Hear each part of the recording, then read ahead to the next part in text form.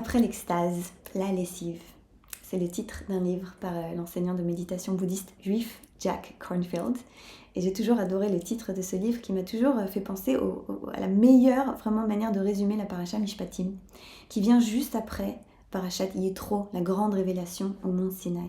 Et c'est vraiment de cela dont il s'agit, c'est-à-dire qu'après ce moment complètement exaltant de grande révélation, qu'est-ce qu'on a? La Parashat d'après, c'est une longue liste de mitzvot. Fais ci, ne fais pas cela. Exactement comme un code civil. Et peut être très facile de voir les mitzvot uniquement dans ce sens-là, ce niveau de lecture-là de ça j'ai le droit et ça j'ai pas le droit. Mais si on les lit uniquement comme ça peut être très facile de s'en désintéresser, de s'en détacher et surtout de perdre le grand cadeau qu'elle nous offre. Parce que quel est le cadeau que nous offrent les mitzvot? Voici un exemple tiré du commentaire du maître chassidique le Mea Shiloach sur l'offrande des bikurim, donc donner des premiers fruits. Et ça a l'air d'être une mitzvah assez, une mitzvah de faire. Alors voilà, si tu as des oranges de ton oranger, tu prendras des premiers fruits et tu vas les mettre dans un panier et les déposer au temple. Mais le Mea Shiloach suggère qu'en fait, c'est vraiment une invitation, un commandement de ne pas faire. Et de ne pas faire quoi?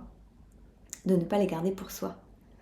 Et en fait, on a une invitation ici à voir vraiment ce que Maïmonide, le Rambam, disait des mitzvot, c'est que ce sont vraiment des outils pour travailler sur soi. C'est-à-dire que je vais travailler sur mes impulsions, sur ma compulsion, je vais travailler sur mon désir, sur la tentation de manger tout de suite, sur l'avidité, sur le fait de vouloir garder sur moi-même.